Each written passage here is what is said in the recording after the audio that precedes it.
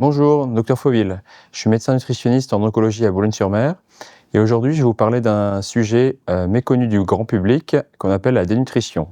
Chaque année en novembre, il y a une semaine entière qui est consacrée à la dénutrition et pour vous expliquer cela, je suis accompagné aujourd'hui de Claire, diététicienne qui travaille avec moi en oncologie à Boulogne-sur-Mer et elle va se prêter à l'exercice en se faisant poser une sonde nasogastrique. On va vous expliquer les différentes étapes pour vous éclaircir sur le sujet.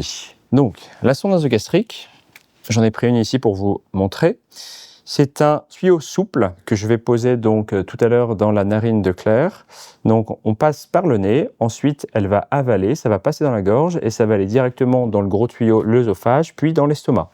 Ça permet de faire ce qu'on appelle une alimentation entérale. Une alimentation entérale, ça veut dire un estomac. La pose d'une sonde nasogastrique est un geste facile à faire, qu'on fait de manière quotidienne à l'hôpital. C'est pas très agréable, mais rapidement, on s'habitue à la sonde. Alors c'est vrai que la sonde nasogastrique, c'est un geste qui peut impressionner, mais ce qu'il faut savoir, c'est que c'est une pratique courante à l'hôpital et les équipes ont l'habitude de poser les sondes, sont présentes pour les patients, pour les accompagner, leur expliquer la sonde du début à la fin de la pose. Donc Claire, voilà la sonde nasogastrique que je vais te poser. Donc il y a le fil métallique qui est dans le tube, ça permet la pose de la sonde et ça permet ensuite de faire le contrôle radio, de voir que la position de la sonde est bien dans l'estomac. Donc avant de te poser la sonde, je mets un petit lubrifiant sur l'extrémité de la sonde pour permettre d'endormir un petit peu et que ça glisse mieux. Voilà. Je vais te demander de mettre un petit peu d'eau dans ta bouche, voilà, et tu laisses l'eau dans ta bouche. Ensuite, je procède à la pose de sonde et quand je te le dirai, quand tu sentiras, tu pourras avaler. On peut y aller, c'est bon ? Tu te détends, tu fermes les yeux, voilà, on pense à autre chose. Allez, c'est parti. Donc, je passe par la narine droite et on y va. Hop, voilà. Tu sens que ça passe, hop, tu peux avaler. Voilà, tu peux avaler, tu peux avaler, tu peux avaler. Voilà, elle est passée, c'est bon. Voilà, tu peux rouvrir les yeux. Voilà, on est au repère 55, 60, donc pas de problème, on est au bon endroit. Voilà. Voilà la pose de la sonde. Donc ensuite, on va enlever le petit guide. Tac. Comme ça, tu vas sentir... Voilà, que le tuyau est beaucoup moins rigide, voilà. Et ensuite, théoriquement, on fait une radio pour voir la position et on fixe la sonde en 3 points, généralement ici au niveau du nez, au niveau de la joue et au niveau du cou. Voilà. Comment ça a été, Claire, la pose ? Très bien. Voilà. Alors, on a un petit réflexe quand même nauséeux quand la sonde passe, mais une fois qu'elle est passée, bon, après, il faut que je m'habitue, hein, on vient juste de la poser, mais je pense que d'ici quelques minutes, ça ira beaucoup mieux. Voilà. Mais donc, je peux parler normalement. Voilà. Je pourrais boire de l'eau, je pourrais manger sans problème. Voilà. Parfait. Donc, tu peux peut-être juste nous expliquer pourquoi on pose une sonde ? Donc, quel est l'intérêt pour le patient ? Généralement, on pose une sonde quand il y a un problème de dénutrition. Donc la dénutrition, c'est lorsqu'il y a un amaigrissement constaté par le patient, qui survient le plus souvent dans le cas d'une maladie chronique, que ce soit un cancer ou d'autres maladies. Lorsqu'on est amené à mettre une alimentation entérale par une sonde nasogastrique, c'est que les patients, ils ont soit du mal à manger ou soit ils ne mangent pas du tout. Donc le plus souvent, on met en place donc, la sonde à l'hôpital, mais ce qu'il faut bien comprendre, c'est que le patient va sortir avec sa sonde à la maison. Comment on fait pour cela ? On met en place ce qu'on appelle des prestataires, c'est-à-dire c'est une entreprise qui fait l'intermédiaire entre l'hôpital et le domicile du patient, qui va permettre de livrer le matériel à la maison.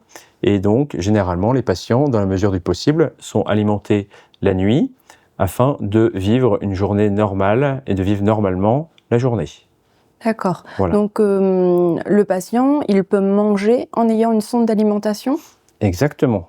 Il peut manger la journée et par contre, la nuit, on met son complément, on remplit artificiellement son estomac avec des poches industrielles qui sont faites par certains laboratoires.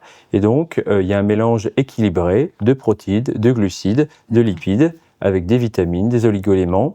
Et ça permet en fait d'augmenter les apports énergétiques du patient qui est en train de subir un amaigrissement important parce qu'il a graissé, soit par une chimiothérapie, soit pour d'autres médicaments ou d'autres maladies. D'accord. Et si le patient veut sortir avec sa sonde, il peut sortir du domicile en ayant une sonde ? Tout à fait, il n'y a pas de problème, il faut juste il peut même être branché et sortir. On peut mettre l'alimentation dans des petites poches avec des pompes et donc le patient, il peut marcher et être alimenté en même temps, pas de problème. D'accord. Pour les jeunes patients qui sont actifs, qui veulent continuer à bouger, il n'y a aucun problème. Et si le patient est réticent au passage d'une infirmière libérale, est-ce qu'il a le droit de le faire lui-même ?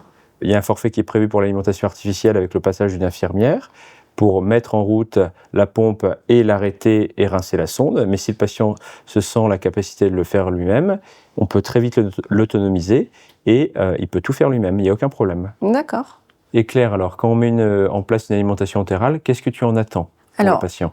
Ce qu'on en attend, déjà, la première chose à dire, ce qu'on souhaite, nous, c'est que le patient maintienne une bonne qualité de vie, que cette sonde, ça ne l'impacte pas trop dans son quotidien. Bien sûr qu'il y aura un impact, parce que, comme tu l'as dit juste avant, il y a le passage des infirmiers, ça peut parfois être un petit peu embêtant pour lui, mais le bénéfice est supérieur parce que ce qu'on souhaite, c'est qu'il reprenne du poids, de la force, de l'énergie. Même au niveau du moral, il s'améliore. Quand on perd du poids, moralement, on peut imaginer qu'on est moins bien. Et la reprise du poids peut aider le patient à se sentir simplement mieux.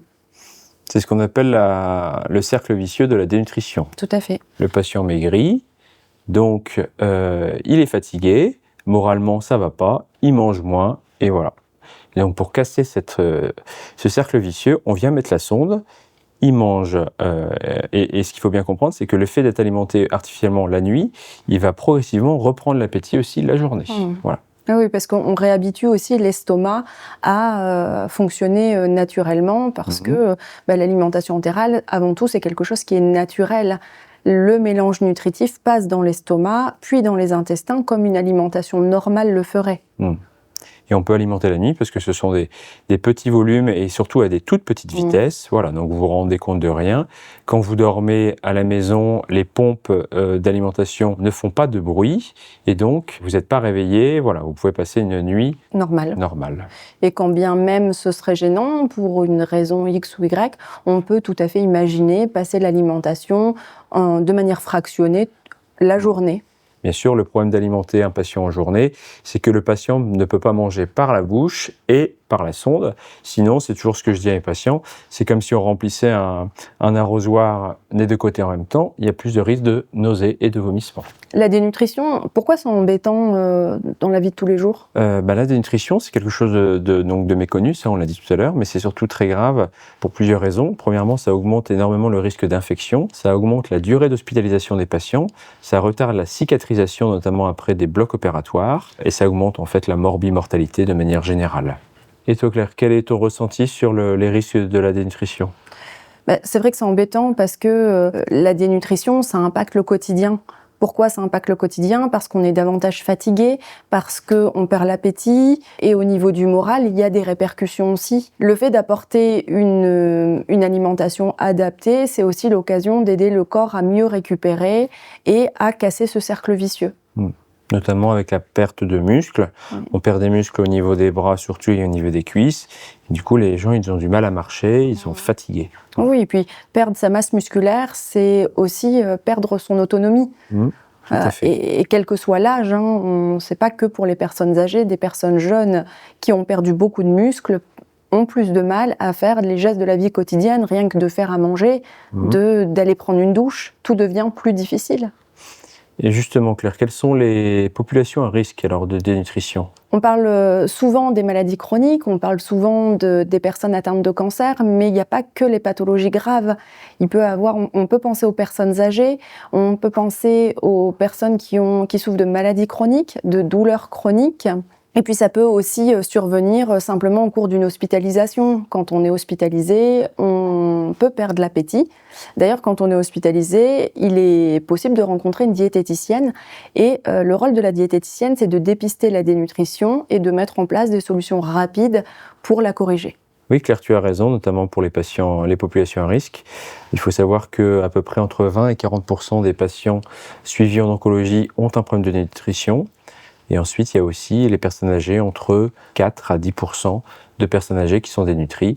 Et le problème de la dénutrition, effectivement, c'est qu'on se rend compte de la situation souvent trop tard et que elle est sous-estimée. Elle est sous-estimée par le patient, elle est sous-estimée par les médecins, par l'équipe paramédicale, les diététiciens. Alors on a une tendance à sous-estimer, mais comme tu le dis souvent, la dénutrition, ça se dépiste facilement, ça se traite facilement, mais il faut juste s'en occuper.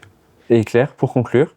Et ben pour conclure, la pose de sonde nasogastrique, moi j'ai pas trouvé ça désagréable. Je pense qu'il y a des choses, il y a des soins qui sont plus désagréables qu'une pose de sonde nasogastrique.